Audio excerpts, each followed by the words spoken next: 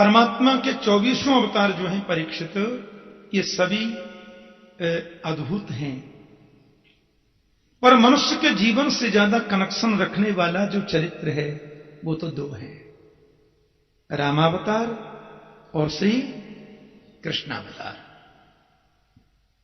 एक दिन मैंने कहा था कि दोनों में अंतर तो नहीं है। वैसे इस प्रसंग पर भी बहुत चर्चाएं होती हैं विद्वानों में। कृष्ण 16 कला, राम जी 12 कला। अब पता नहीं वो मनोविनोद में ऐसा करते हैं कि वास्तव में ऐसा करते हैं। संतों की बात तो संत ही जाने माय डियर, उनकी महिमा कौन समझ सकता है। लेकिन ये बात नितांत सत्य है कि राम और कृष्ण में अंतर नहीं है।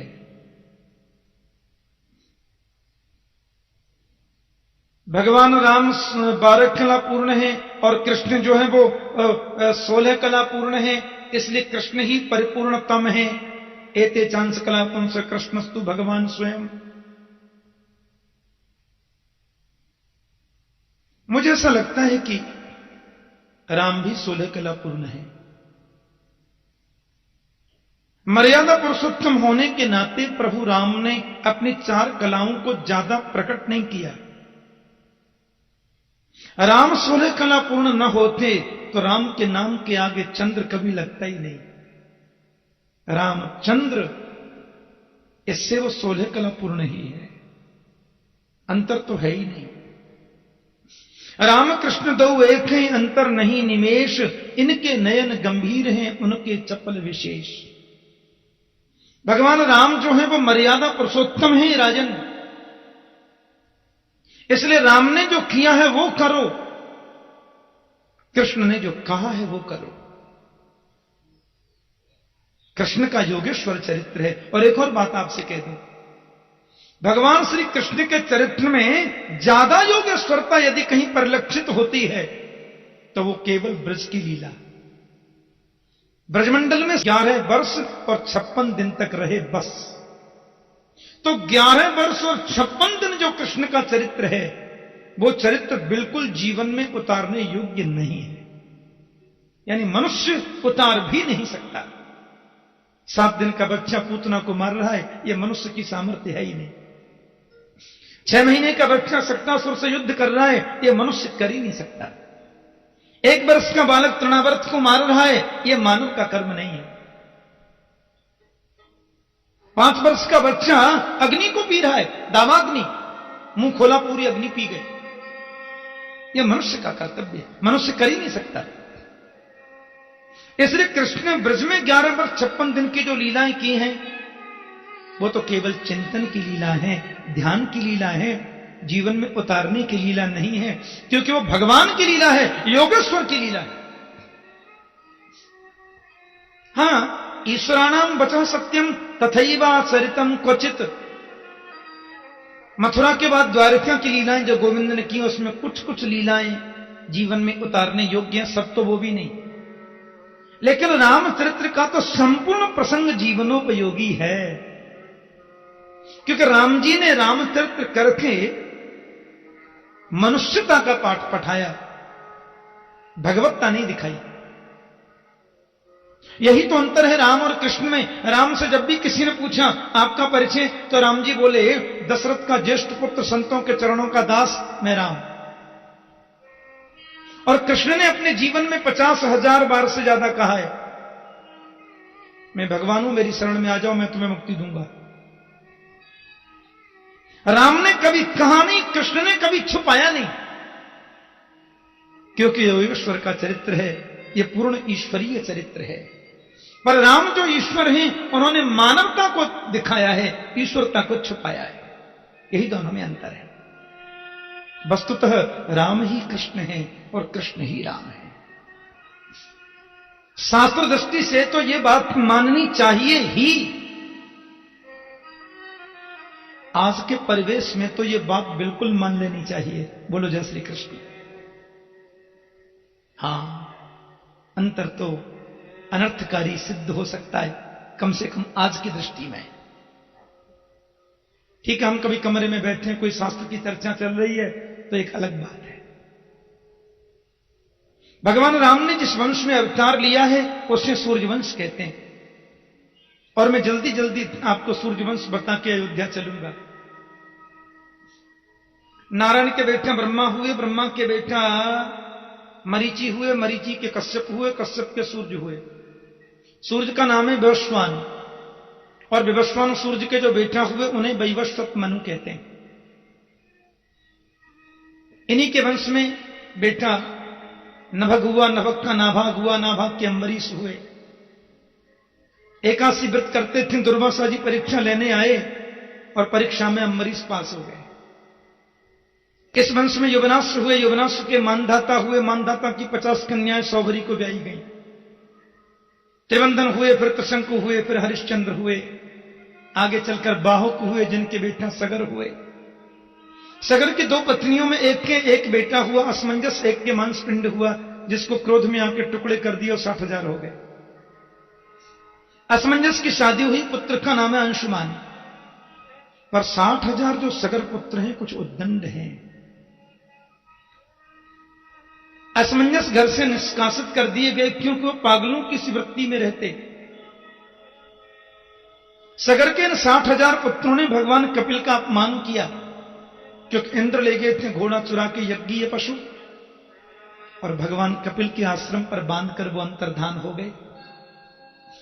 सगर के पुत्रों ने उनको चोर समझा, मारने दौड़े। कपिल के नेत्र खुलते ही सब जल के राख हो गए।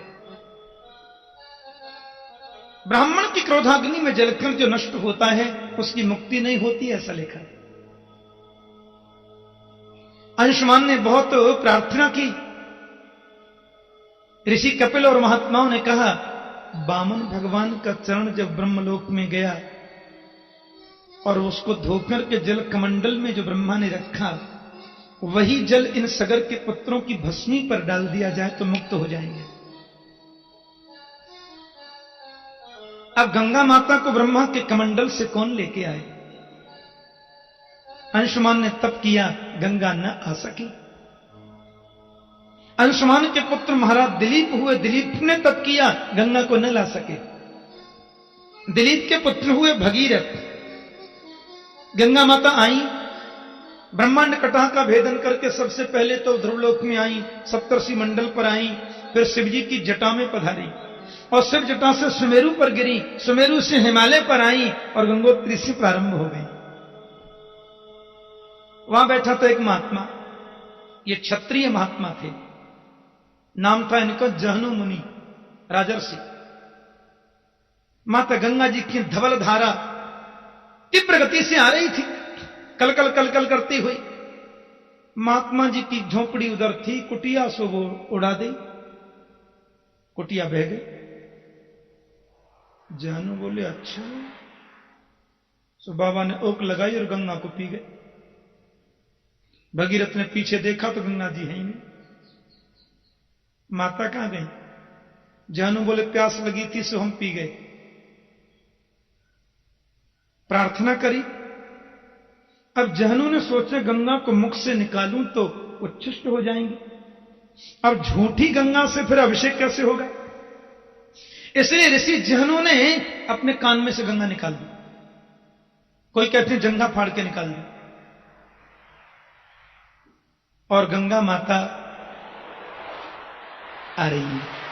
अब देखो, ध्यान से सुनने की बात यह है कि गोविंद के चरणों से निकलने की वजह से गंगा माता का एक नाम है विष्णुपदी। विष्णुपदी जहनु मुनि के द्वारा प्रकट करने से नाम जाह्नवी भी है। शिव जटाओं में होकर पधारी तो नाम जटा शंकरी भी है। बड़ा पवित्र नाम है। गंगे गंगे तियो ब्रूयात् योजनानां सदैरपि मुच्यते सर्व पापेभ्यो विष्णुलोकं स गच्छति। गंगा गंगा गंगा इस नाम को यदि 400 कोस की दूरी से, 1200 किलोमीटर की दूरी से कोई पुकारता है, पाप से मुक्त होकर वह विष्णुलोक को प्रस्थान कर जाता है। ऐसा गंगा जी का स्वरूप है। बोली गंगा माता की। अब सुनो, भगीरथ जी लेके आए ना, इसलिए इनका नाम भागीरथी भी हो गया। अलकनंदा भी नाम है, सुरसरी भी उनका नाम है, अनेक नामों से उनको पुकारा जाता है। भगीरथ के बेटे श्रुत हुए, श्रुत के बेटे सुदास हुए, उन्हें कलमाशपाद भी कहते हैं। और इन्हीं सुदास महाराज के यहां पर आगे चलकर के खट्वांग हुए। खट्वांगात् दीर्घबाहुश्च रघुस्तस्मात् पृथुश्चवा अजस्ततो महाराज तस्मात् दशरथो भवत्। खट्वांग के बेटे दीर्घबाहु हुए, दीर्घबाहु के पुत्र रघु हुए,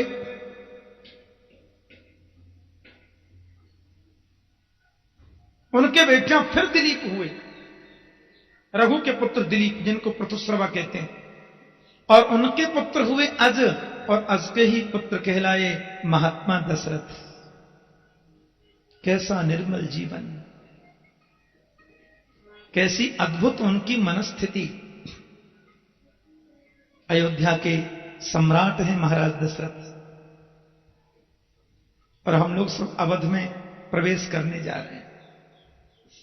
दशरथ का मतलब होता है दसों दिशाओं में जिनका यश है, दसों दिशाओं में जिनके रथ को आवाज गति से चलने की सामर्थ्य प्राप्त है, वे महाराज दशरथ हैं। अवध के तो वे सम्राट हैं। अयोध्या, बहुत ध्यान देना, असल में तो अयोध्या का मतलब होता है जहां कभी युद्ध नहीं होता, उसी को अयोध्या बोलते हैं। अवध का मायने होता है जहां कभी किसी निरपराध का वध नहीं किया जाए, उसी को अवध कहते हैं। लेकिन यहां महात्मा दशरथ के मन में आजकल थोड़ी चिंता है। 3 भार्या हैं, महारानी कौशल्या, महारानी सुमित्रा, महारानी कैकेयी, लेकिन मन में बड़ी चिंता है। और मन में इतनी चिंता हो ही न विमल विवेक और गुरुसन कियऊ दुराव। मन में कोई टेंशन आवे तो पड़ोसी को तो कभी बताना ही नहीं है, लेकिन गुरु जी से कभी छुपाना नहीं। गुरुदेव से तो बताना ही चाहिए, उनसे कैसे छुपा सकते हैं। गोस्वामी तुलसीदास जी महाराज ने कुछ पंक्तियां लिखी हैं, आइए हम उसका चिंतन करें।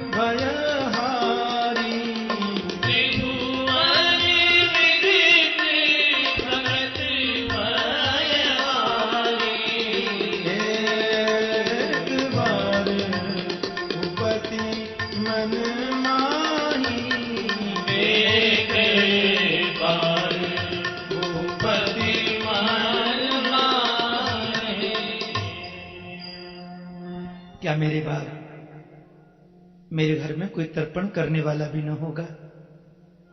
गुरुदेव, क्या सूर्यवंश का मैं अंतिम राजा कहलाऊंगा? आप जैसे महापुरुष रूपी कल्प वृक्ष के नीचे रहने वाले के जीवन में दारिद्र्य नहीं होना चाहिए। वशिष्ठ जी महाराज मुस्कुराकर के बोले, 4 पुत्र होंगे, हो ये हैं सुतचारी। क्योंकि मुझे मालूम था कि आपके घर परात्पर ब्रह्म अवतरित होने वाले हैं, तभी तो मैंने पुरोहित कर्म स्वीकार किया था रघुवंश का, अन्यथा यह कोई उत्तम कर्म तो नहीं है। और महाराज, आपके घर 4 पुत्र हो, फिर भी हमें सत्कर्म तो करना चाहिए। बड़ी निष्ठा से पुत्र कामेष्टि प्रारंभ हुई और अंतिम आहुति जब डाली गई तो साक्षात अग्निदेव देवताओं के दूत के रूप में प्रकट हो गए। इसमें चरु है। महाराज दशरथ अपनी तीनों भार्याओं को इसे प्रदान करें तो उन्हें सुंदर पुत्र की प्राप्ति होगी। वशिष्ठ देव ने उसमें आशीर्वचन कहा। अपने चरु का एक भाग उन्होंने श्री कौशल्या जी को प्रदान किया, दूसरा भाग महारानी कैकेयी जी को दिया। कहते हैं तीसरा भाग सुमित्रा जी को प्रदान किया था। ऊपर से एक चील उड़ती हुई आई, चील पक्षिणी, और महारानी सुमित्रा जी के हाथ से चरु को लेकर अनंत आकाश में चली गई।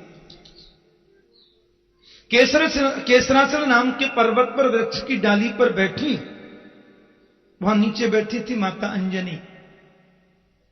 पक्षिणी को कुछ बोलने का मन हुआ, उसके मुंह से वो चरु निकलकर माता अंजनी के हाथ में गिरा।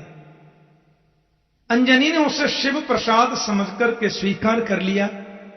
इसी से श्री हनुमंत महाराज का प्राकट्य हुआ, हनुमान जी प्रकट हुए। लेकिन लिखा है शंकर सुवन केसरी नंदन, तेज प्रताप महाजग वंदन। और लास्ट में लिखा है पवन तनय संकट हरण। हनुमान जी शंकर सुवन हैं, फिर केसरी के पुत्र हैं, और कहते हैं पवन तनय, तनय माने बेटा। 3 पिताजी, शंकर जी, केसरी जी और पवन जी। कहते हैं शिव तनय तो इसलिए है वो कि शंकर ही हनुमंत के रूप में अवतार लिए हैं। अवतार होने के नाते वो शिव तनय हो सकते हैं। और पवन तनय क्यों? बोले पवन ने ही तो हनुमान को पाला है, और पालने वाला पिता तो जन्म देने वाले पिता से भी प्रथम वंदनीय होता है। नंद बाबा का स्थान किसी भी मायने में वसुदेव से 21 है, 19 नहीं है।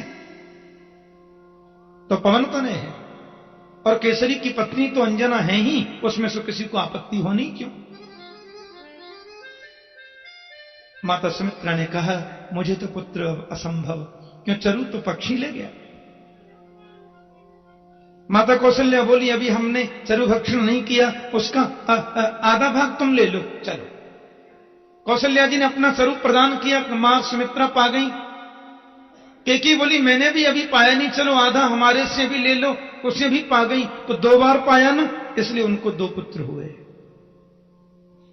तो सुमित्रा मां ने एक बड़ी अच्छी बात कही, आप दोनों ने अपना स्वरूप प्रदान करके मुझ पर कृपा की है। मैं आपको वचन देती हूं, यदि मुझे 2 पुत्र हो गए तो मैं अपने दोनों पुत्रों को आपके दोनों पुत्रों की सेवा में समर्पित कर दूंगी। यह मेरा वचन है पक्का। इसलिए सुमित्रा का बड़ा बेटा राम की सेवा में और छोटा बेटा भरत की सेवा में हमेशा रहा। धीरे धीरे समय निकल रहा है। अयोध्या चारों तरफ से सुंदर है। जहां कभी किसी निरपराध को मारा नहीं जाता उसको अवध कहते हैं। जहां कुत्ते की बात भी बड़े गौर से सुनी जाती